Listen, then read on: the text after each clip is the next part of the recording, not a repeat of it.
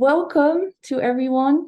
First of all, to the panelists, we're super happy with everyone we got to get together. It's all people I very much respect, and I'm very excited about the expertise because I think there's a lot. First, I will introduce myself a little bit. So my name is Kim. I'm from the Netherlands, and I work at PaperTale in research and communication. And I have studied innovation and development with regards to technology. So how does technology interact with society and the other way around? So the dynamics between the two. And that's how I got super interested in PaperTale because also of blockchain technology and the politics around that and the social consequences and basically that. And I've worked here for almost 3 years. And this is my first webinar monitoring. So I'm very excited. So why are we having this webinar? What is the goal? I actually mapped it out a little bit because I do that with everything these days. So can you see my screen? Yes. Here we were thinking about perceived solutions for sustainability, and there may be different problem definitions at the heart of that. And then at the heart of the problem definition is the mindset. So we want to dive into, in the first question, this problem definition and thereby get to the mindset. Also because the mindset results in a certain individual behavior. And all these individual behaviors, they result in a collective behavior. And then we get a whole structure in the system, and then it gets constraints on individuals to act sustainably. So we really want to, in our model here, the mindset is at the core of all of this. And this problem definition and the systemic structures and these constraints, that's what we want to explore in this webinar. I'll stop sharing. So every panelist here represents a different part of the system, and our goal is very much to see how does the system promote certain actions and how does it constrain certain actions. And I cannot emphasize enough the systemic view. So we don't want to go to like individual actions, how much like they can actually do, because otherwise one person could make a huge change and that maybe would have already happened. And I will provide a little bit the consumer's perspective because that's what I can add here. And then we have the logistics. So if you have any questions from the attendees, you can enter them in the chat, but because of the time, we will not live discuss them, but afterwards we will send some answers after discussing with the panelists. So then I'm gonna start with the first question, and we will just go in around for the first one to introduce yourself and what is the core challenge that needs to be solved. So what is your definition of the problem with regards to sustainability? And then I will ask Alba to unmute. Does that work? Yeah. Yes. Thank you, Kim, for the introduction and for inviting me. Thank you for deciding to have me on this first webinar. I'm very excited too.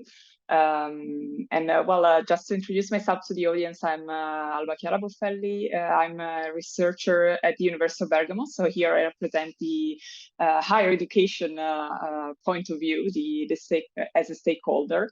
My research deals with sustainability, but also the introduction of new technology in the supply chain. And I focus a lot on the textile industry. Italy is well known for being one of the big producers of Europe for textiles. So it's an industry that I care a lot about. To answer your question, Kim, what is the biggest challenge of in order to achieve this sustainable supply chain? Well, honestly, when you were asking that, I was about to say transparency, also thinking about the PaperTale case. But then I also thought about other potential problems. And I think that actually transparency can be a means to achieve an end. And that the biggest challenge in reality is about inequalities, because we have a lot of inequalities in this in this industry, inequalities that are actually not so well hidden secret, I would say, that deals both with the environmental and the social issue. So let me know, Kim, if you want me to also explain a little bit more, or if you prefer to let also the others introduce themselves. That's enough. Yeah, we will first go a little round. Okay. But to already build on that a bit, one part of this webinar is also transparency is identified as something we need, but what kind of transparency? I think that is one of the questions that we can explore as well. But thank you, Alba. Anna-Karin, let's see. Yes. Yes, thank you, Kim, and nice to be here. Thanks, everyone. I thought about the core challenge for a sustainable supply chain, and I think, I mean, first of all, we have to define what is a sustainable supply chain. It's super vast, and to me, when we talk about sustainable supply chain, that means an environmentally and socially sustainable from all the way from cotton field and fiber manufacturer and all the way to the customer. So I think that's how I define it. And then I think in regards to that, it's hard to sort of talk about one core challenge. But one thing that also came to my mind, obviously, is that you know, that today we don't have access to the full supply chain. We don't have the transparency in order to actually drive sustainability throughout that whole supply chain. And I think that for us at Lindex, we have been working a lot with our tier 1 suppliers for many years, and we have achieved a lot together with them in terms of cleaner production and gender equality programs, etc. And I mean, I also, you know, I think that all research shows, and we also know after having worked with audits and code of conduct for 25 years, that is not what drives change at all. What drives change is capacity building and training and impact programs that have both sustainability and financial wins in the supply chain and in the factories. But now we're going to have to take this to the next step, and we're going to have to, you know, drive climate, biodiversity, human rights along the full value chain, and then we need to have better access to it. And we also need to understand,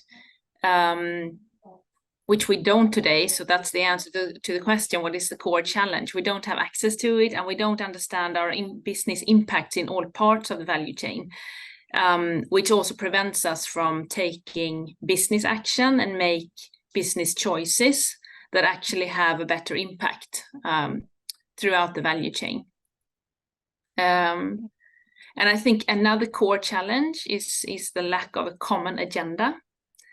That I think that we can build that, and I guess we'll come to that later when we talk about how to approach it. Good. Yeah, again, common agenda is what we're trying to get to here as well. So yeah, can I summarize that as kind of, yeah, you say accessibility to the supply chain and the impact of it, or maybe the information about how the supply chain looks? Is that a good summary?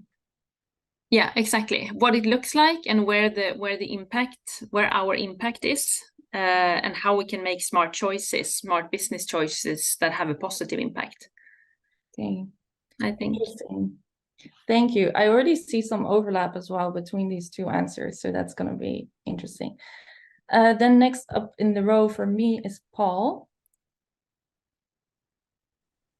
Yeah, good afternoon or good wherever you are in the world.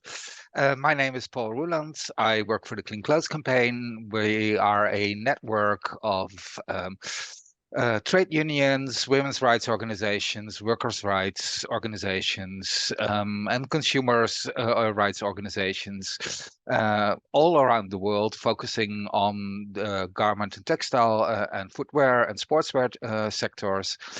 And yeah, our aim is to improve working conditions in the global garment industry.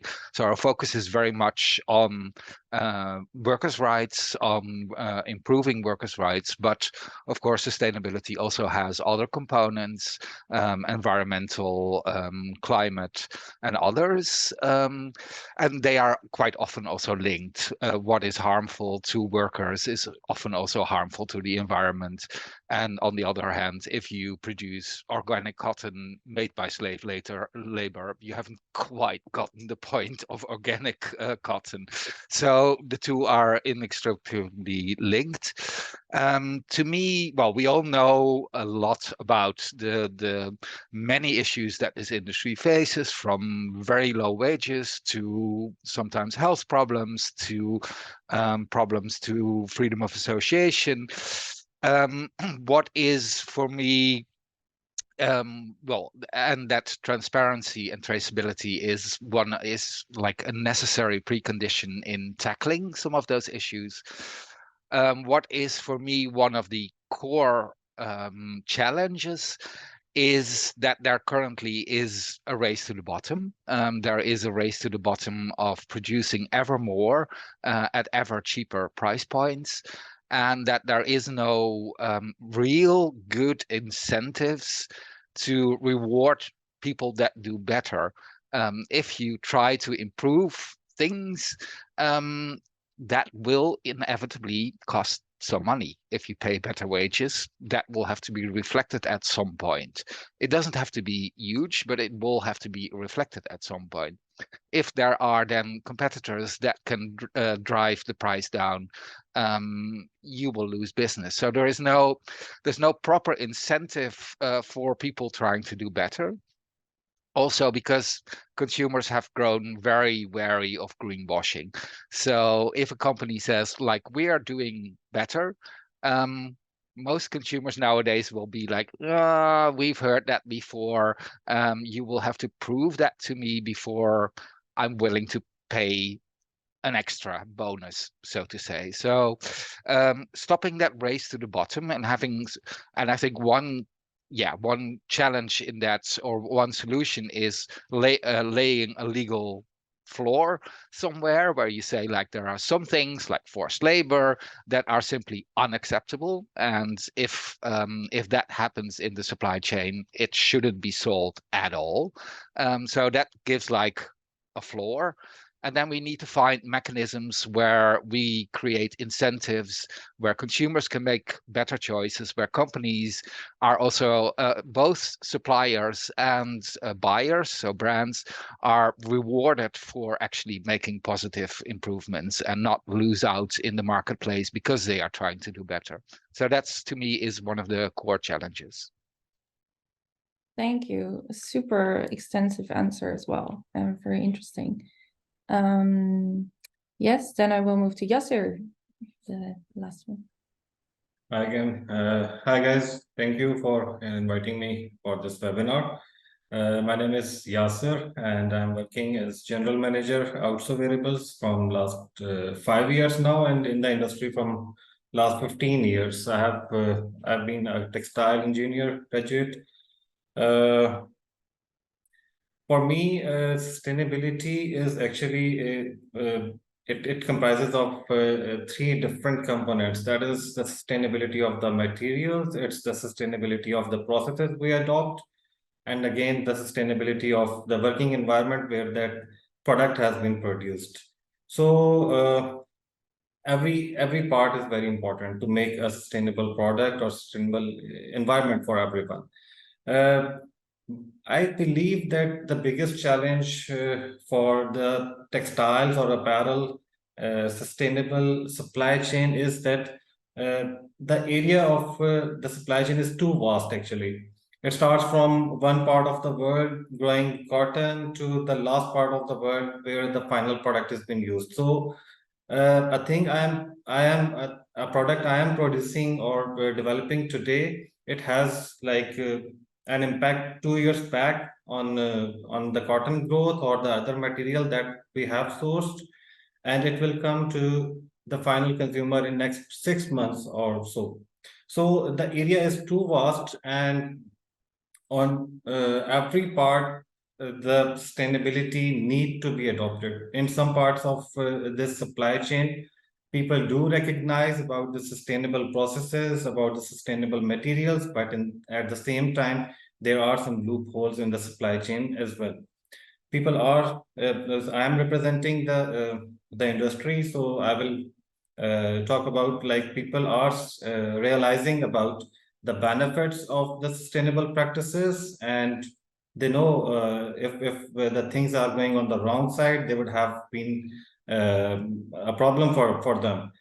But there is still no clear way to be adopted, to be honest. We want to be sustainable on every step, but there is not as much clarity for every step or for every stakeholder how the good things or the sustainable things could happen.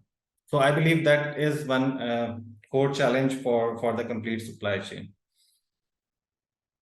All right, thank you. I think it's interesting, and of course now there will be a bit of the PaperTale influence here, as I'm from PaperTale, that I see some overlap in identifying we need transparency, we need a collective agenda so that we can, I think, act on that transparency and how to give room to this transparency. And then we see this very supplier's perspective of it's a very complex system what we're working with. So the real answer we're also looking for, I think, from PaperTale's point of view, trying to bridge all of these stakeholders, is what type of transparency, like what kind of information would help every part of the system to go to this next sustainability level. And I think Paul said something interesting there, because there also, of course, legislation can help a lot. But it's also very difficult to monitor everything and how to shape this legislation. Those were just a bit my thoughts on this round of the question I asked. And now I want to move to the next question, but I want to also see give a little bit more flexibility. So we're not going to do a round per se, but more, if you want to reply to someone else, feel free as a panelist to put up your hand there. Because if we look at we zoom in on every part of your roles, because you all have a different role in this system. How is the current system limiting you from acting sustainably? That's the next question I want to start with. Is there anyone that feels like they want to start? Otherwise, I will just point out someone. No. I think I want to start with Paul there, because I thought the legal aspect is maybe an interesting one to dive into. Yeah, so the legal one, we are seeing changes there. There will be legislation coming, or there is already legislation in Germany. The European one is still under development, but even in the US, there is legislation coming up in Australia and other parts of the world on due diligence. And not only due diligence, but part of what is also in the UN guiding principles is also the right to remedy. And that is one of the problems that we face as a stakeholder representing workers, that at the moment, because the supply chain is so incredibly fragmented, it is very difficult for a worker to achieve her or his rights. Because the factory that they work in might have been working for 8 different brands at different times, and it's really difficult to get all those brands together. Sometimes because of lack of transparency, a lot of brands now do disclose their tier 1, but also still a lot of brands don't disclose their tier 1.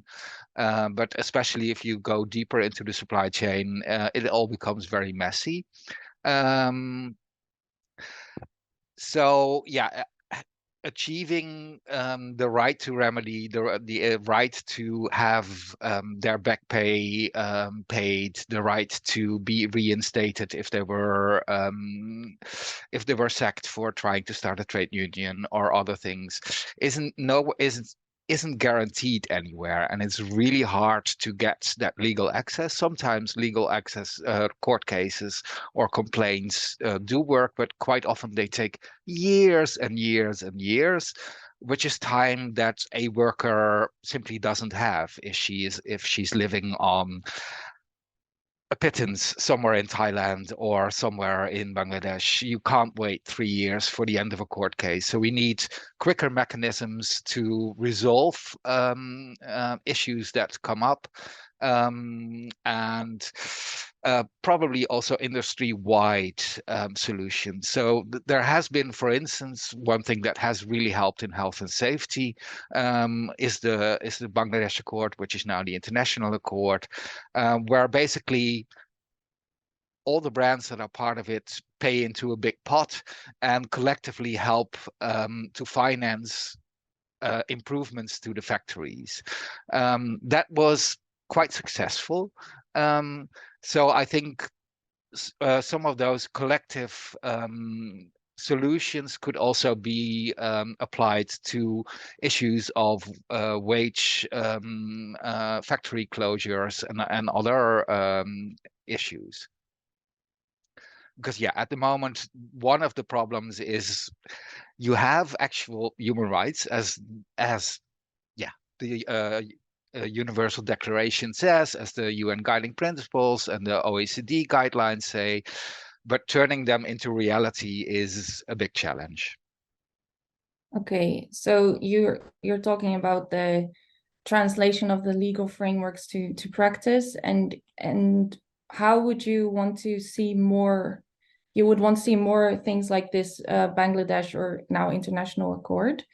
But I do think that there needs to be some kind of more cooperation, and that might be challenging because indeed, how do you make sure that you're not only getting the brands that are well-meaning to foot all the bill, but how do you also get the brands that otherwise undercut the competition to also pay? And there, I think, legal systems will have to play a role to basically create a level playing field so that all brands have to stick to a certain minimum of good behavior.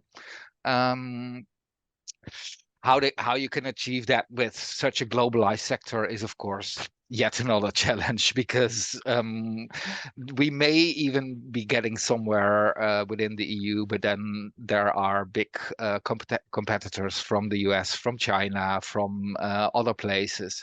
So how to balance that and make sure that these improvements land at the worker level and also land at the level of stopping our ever increasing production. I mean, we used to produce, I don't know, 4 collections a year, then it became 20 collections a year. Now I think it's 65 collections per day in some of the ultra fast fashion sector. That is something that the planet cannot hold. So how to get a grip on this? It's challenging. Yeah. And when I hear you mention, of course, the brands, and then I'm thinking about brands are operating in a certain economic system, and they are also connected to consumers. So I think both Alba and Anna-Karin could say something here about what are the constraints to maybe, commit to such an accord, or to start to, get to the next step. Because I can imagine that still it's again in this race to the bottom. If we are in the race, what is the constraint to refrain from sustainable actions? So either of you, maybe Anna-Karin or Alba. I'm going to ask Alba. Thank you for the question. I mean, before going to answering the question, I think I wanted to dig deeper into my answer before. So about inequalities that I was mentioning, because I think it's important and is strictly linked to what Paul was mentioning, because there are multiple inequalities that we are not probably so able to measure and to make transparent and visible to the consumers, that need to be, let's say, highlighted, because we have inequalities at the global level with developing countries that are nowadays producing the clothes for the developed countries, and probably brands that are in the developed countries are not really asking themselves why the labor cost in those countries is so low, or at least they're pretending not to ask themselves this why this is happening. And people in general, consumers, tend to ignore this issue here. So if it's not brought to the final consumer, if it's not transparent, it's not communicated well enough, of course, it will be the easy choice will be to ignore the inequality. But the inequalities are also happening at supply chain level with small producers, companies that are maybe covering just a very small part of the supply chain, that are somehow shrink between their own suppliers and the brands, the buyers. And there is a major problem of value redistribution here. So the industry itself is able to create enormous value. We all love the fashion industry, but at the same time, there are actors in the supply chain that are not getting their value recognized. And this is a major issue that only transparency can enable to achieve. And I think that there are, if I think about the limitations as a stakeholder, as my role of researcher, are related exactly to the lack of data, to the lack of control and visibility over the supply chain. Nobody's, at least there are some efforts in improving the situation, but yet it's very difficult to make it clear, to make research, and to make evident that these inequalities are there and need to be solved. Something else that I can probably, let's say, highlight is that if I think about the companies and the customers, there is sort of resistance to change, or fear to change, I don't know, actually, which is the real problem between the two. So even though the problems are well known, until the numbers will be there, until the evidence will be there, they will make their best to resist to make anything different. And this is not going in the right direction, because of course we have evidence of a system that is not working, and we need to change something in order to make it better. From my side, I'm trying to do to give my 100% by trying to do let's say, an impactful research, trying to exploit my connections to try to start changing the world, to make it a better world, to try to influence my student to develop their sustainable mindset, which we will talk about later on probably. But I think it's very relevant to have leaders and decision makers that are, let's say, thinking in the right way, and that are willing to make a change, to make information available and transparent, and make them accessible and visible to the customers, to researchers, to the government, to make the right policy decisions also. So yeah, thank you. One mindset thing I already hear is fear of change. Yeah.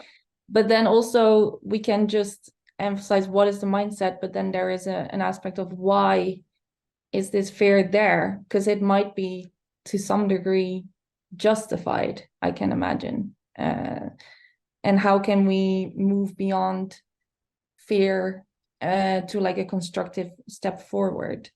I think that is the question here. And I think it's also good to acknowledge that fear doesn't always have to be unjustified, and like look into where is it coming from, and how can we maybe reduce it, so that we see that companies that are as you say, going in the right direction, that they are really rewarded, because maybe that's also something that's not happening at least enough right now. Then Anna-Karin, I'm going to ask you to also give some of your words.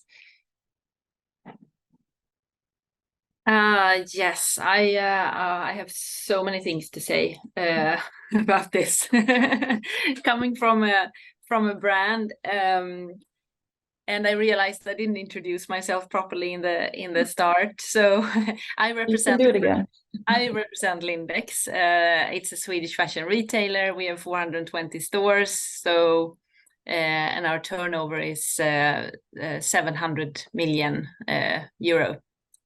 So we're a fairly sizable company, producing women's wear and children's wear, and really big in lingerie.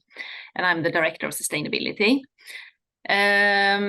Well, I think, you know, there are a few things. I mean, first addressing the response to your question, but then I would also like to respond to a few things that I've heard here in the panel. So I think, I mean, my answer is very much the same as Paul's. You know, the lack of transparency, the fragmented supply chain. We are sharing factories with a lot of other brands that might not have the same ambition when it comes to sustainable development or same view on how to work with factories. Obviously, that's a limitation on going the full way. On the other hand, for us, we have been, like, a solution to that for Lindex has been to, over the years, consolidate our supply chain a lot and work much closer in partnership with our suppliers. So we have a bigger capacity in fewer factories, which has really, I mean, we have progressed a lot within sustainable development. And again, I'd like to stress that when we together drive sustainable development with the suppliers and drive capacity building, training, and so on, we have really seen that progress. So I think there is, you know, it's again, I totally agree with you, Paul, on that, you know, the fragmented supply chain makes it difficult to come together. But I also think there are solutions to that. I also think that, again, coming back to a common agenda, we are lacking a common agenda with like on a systemic level. If you look at the bigger global supply chain, there is not a common agenda between brands, suppliers, maybe the production countries and their national legislation. And I think that, you know, if we all would drive towards the global goals, we would have a completely different challenge. And, you know, I think that more actors in the supply chain could drive the sustainability agenda, because some of the actors out there, some of the suppliers that we work with, they are big business enterprises, employing, you know, maybe 10,000 workers. So if you're a big enterprise like that, you should also be driving towards the global goals. And then, you know, if we had that shared agenda with more players in the supply chain, I think also that we could accelerate this. Brands need to take their responsibility, absolutely, for a lot of things. But I do believe that there are also other players in the supply chain that can take the same kind of responsibility. I think, you know, that if we look at policy, we look very, very positively at the EU policy that is coming right now, because we believe it will create a level playing field. These voluntary schemes are not working, so policy needs to step in. But we also need to see a shift of policy in the production countries, a raise of legal minimum wage, a raise of certain standards that we would have to adhere to, because a lot of brands' code of conducts rely on legal compliance, and that's why it doesn't bring any change, really, because legal compliance is the standard, or the level is not high enough. But I would also like to address what Paul and Alba said, because I disagree on, you know, that things are going in the wrong direction and that there is a race to the bottom.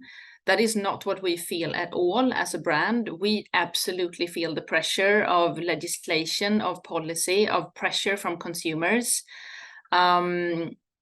We do believe that we will not be in business in 10 years' time if we don't do the transformation that is needed. And that is a pressure that is coming from all stakeholders. We see a polarization maybe between consumers that increasingly care a lot, that want to shop secondhand, that want to see what we are doing in supply chain. They want more transparency, and that puts that pressure on us. But then you also have a group of consumers that maybe increasingly buy from private Chinese importers, and maybe that's what you are referring to when you say things are going in the wrong direction. But I wouldn't generalize and say that all things are going in the wrong direction. I think that we're going in both directions. I think that's an important point to make. Thank you. And if I look around at the other panelists, I see a lot of nods. So I think there is some collective agreement here.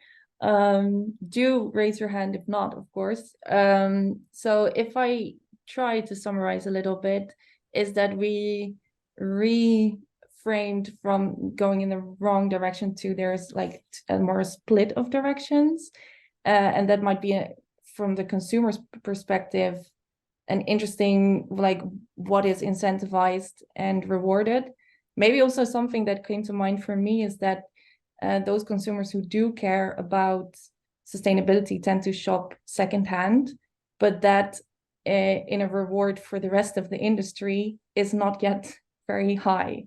So there we also see some kind of disbalance in what is the best way. So you can have even more polarization because either it's shopping secondhand where the supplier, the brand doesn't get any share, or they don't care maybe that much and they will go and still shop. And those are the demanding consumers of low prices and not caring about sustainability. If you disagree, do let me know.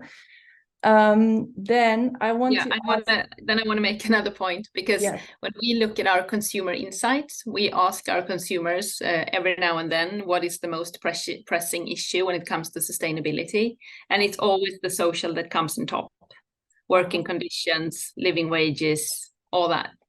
So whenever you want to buy, whenever you want to buy new stuff, because you need to do that, particularly from us, because we're in lingerie, you don't buy that secondhand.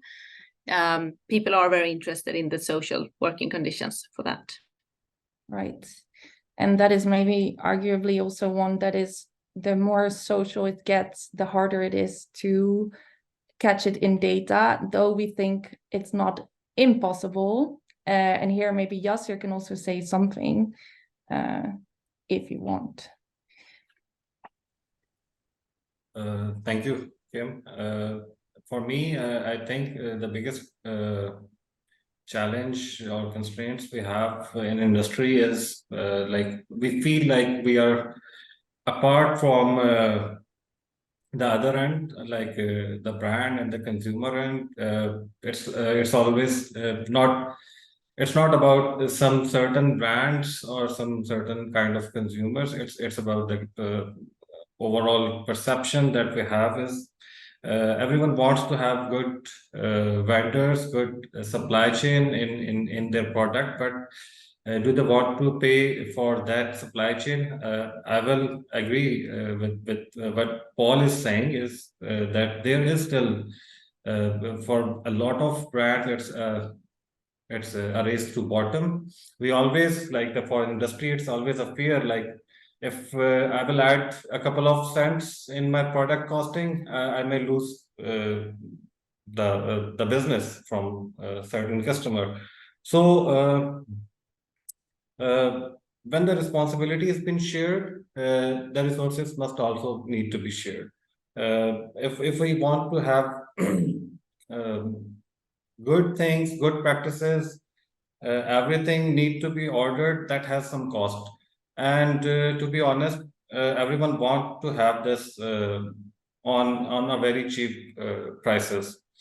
So what I feel is like the brand or the consumers need to give more opportunities to those factories or the supply chain stakeholders who are making good things or good practices. And to be honest, we are lacking in one thing, that is we could not um, bring our good practices or showcase our good practices at any platform. It's only about the brand that is judging us either we are good or not. So every brand want to have organic cotton. Everyone want to have a socially responsible factory. They want to have good hang tags on their garments, but do they want to disclose the amount they are paying to the factories? I don't think so. If that is going to happen, the things are going to change rapidly on this part of the industry, I believe. Thank you. And then sorry if it's actually the other point of view I have from industry. We do want to have good practices. We already have very good practices in most of our factories. We already have very socially compliant factories, but the final consumer would never know what these factories are doing or what kind of good things they are doing. So we want to have a platform where these all things could be showcased to the consumers, to the brands, and brands need to provide more opportunities to the factories who are doing sustainable things. Right. Thank you. And thank you for expressing, I think, very honest, your views on this. And also I want to say is you never have to apologize, because we are all here to get to the next point of knowledge, and we can only do that if we give our own view. Then I will start with Paul. Yeah, I think that Yasir made some very good points here. We, as Clean Clothes Campaign, also believe that one of the new frontiers in transparency should be wage transparency, so that on a factory level, it should be disclosed how much people are making, because that actually gives a good yardstick on where people are on a way to a living wage, but it also gives consumers a way to actually see that, let's be really honest here, labor costs are not the biggest part of a fashion item. So then we can actually start making honest conversations about what if we increase the labor cost, what would in reality be the increase in the final sales price of a product, and do we think it's worth that? We have done initial calculations saying it would probably only increase it by like 3 to 5%, which is, in my eyes, completely justifiable. Only nobody wants to be the first, because they will then be outcompeted by others that don't do it. So I think this wage level transparency is going to, we really advocate for it. It shows how much also suppliers are under pressure. It gives them a better argument to say, like, hey, we need higher order pricing in order to pay better wages, because at the level that we now have to compete, it's simply impossible to pay a living wage. So it will hopefully give a more of a shift in the balance of power towards ultimately workers, but also to suppliers, but also to the trade unions to argue for higher wages, higher minimum wages, but also higher actual wages achieved by trade union negotiations. And it will give a better insight to consumers to say, like, okay, can we please raise wages a little bit? Because actually I am willing to pay 5 cents more on my €5 t-shirt if I can be sure that this actually ends up at the workers. I'm even ready to pay 50 cents on my €5 t-shirts. I'm even fully willing to pay €1 on my €5 t-shirt, as long as this indeed ends up benefiting the people that actually make those clothes, and that includes the people in the factory, but also the farmers who grow the cotton. But I think then people will be saying, like, paying, let's say, €1 more. Yeah, fine with that. But then, yeah, you do need that transparency and that proof to make that a viable proposition. Right.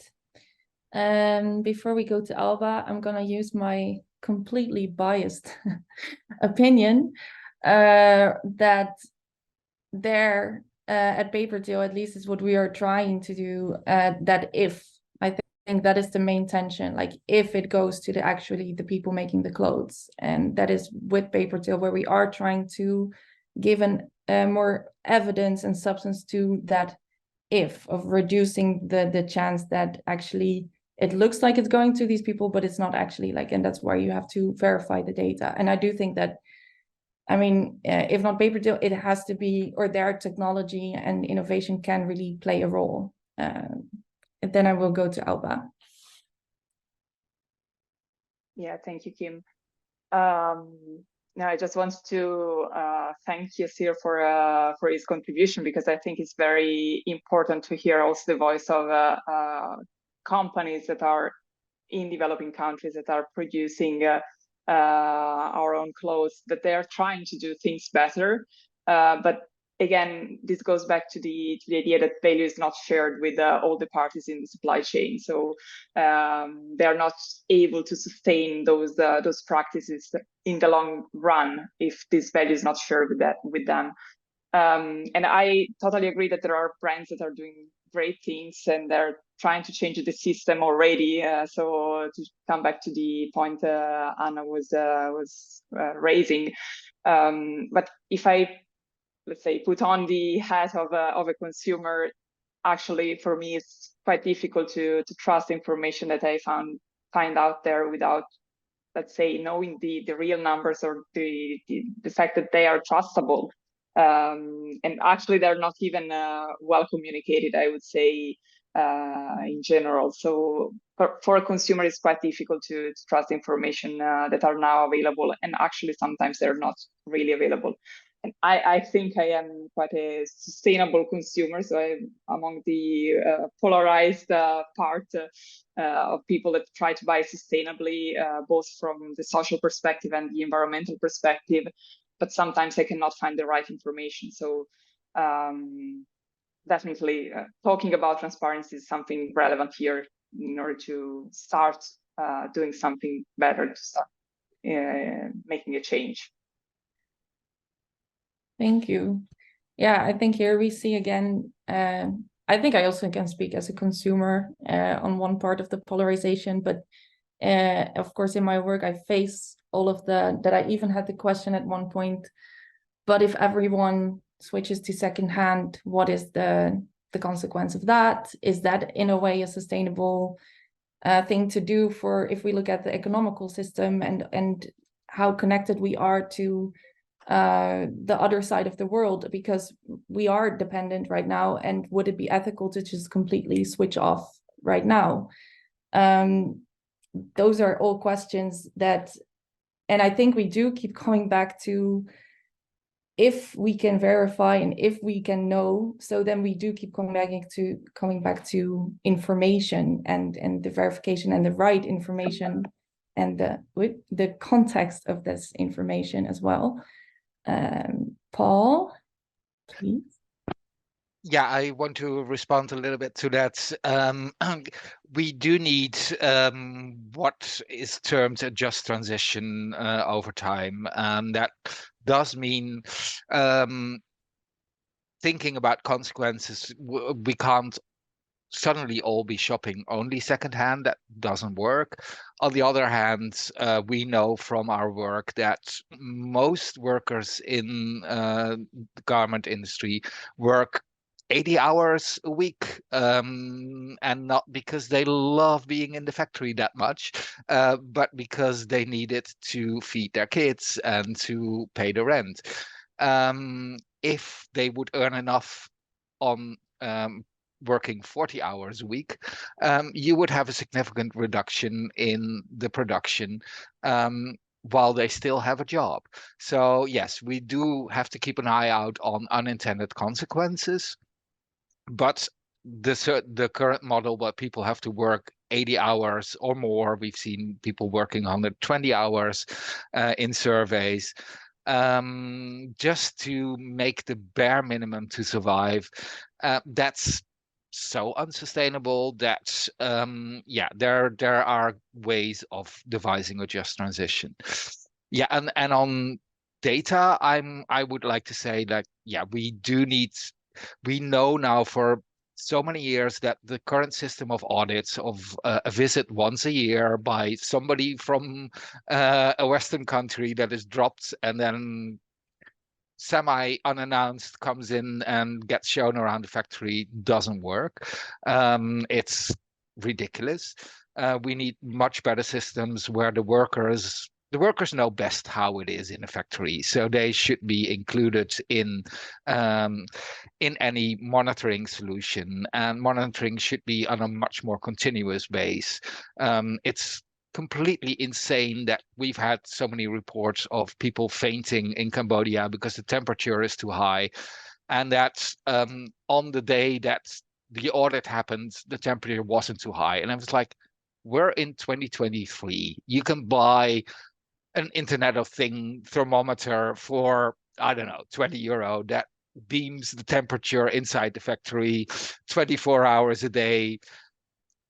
It's insane that this should be audited. There can be technological solutions that can help in this way, but of course I don't want to be a techno fetishist. I come from a very technological background and I have a deep distrust of technology, that because I know a lot about it.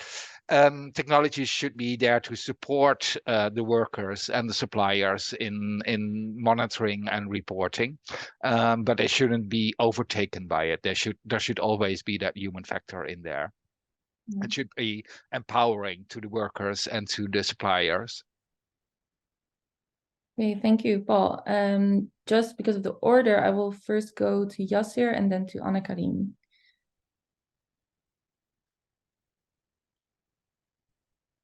Thank you. Just for the solution thing, I believe that we need to be more working together, to be more open to each other, to be more transparent to each other within all the stakeholders, all the supply chain members. If they could share the information, the data. One of the main problem is that we don't have the data to compare about the sustainable processes, sustainable materials. If that comes from either technology or from academia, people are willing to transfer themselves to more sustainable things. As in after this PaperTale technology, I actually just come to know that the Australian cotton that has been used is using less water than the conventional bark cotton, that is much cheaper than Australian cotton. But we have started to adopt this thing that this material is more sustainable, so we have to use this thing. And on the other side of the supply chain is everyone needs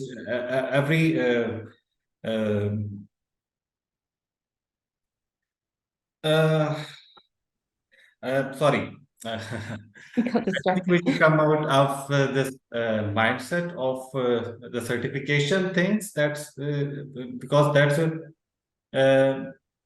everyone wants to have been certificated, but the real transparency or the real sustainability is going behind those certificates.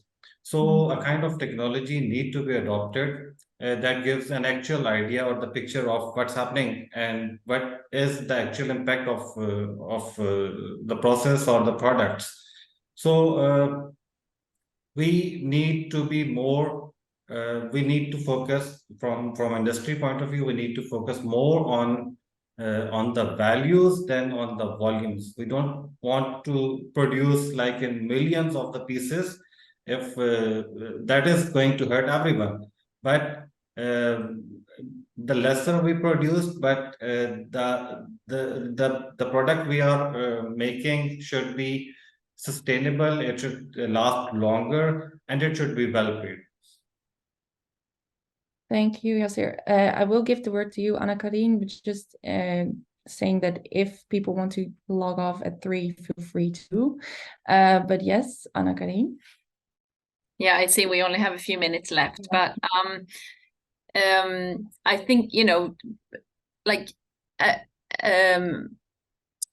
one thing that I had in mind regarding shift in mindset, and I know where, I mean, from your horizon, Paul, I know that it's, you talk a lot about the brands, right? And I absolutely agree. The brands have a lot of responsibility, but I want, one of the things that the shift in mindset that I would like to see is, again, a much more mutual partnership, a common agenda to drive things. I mean, if you own a factory and you employ thousands of workers, why don't you want an HR system?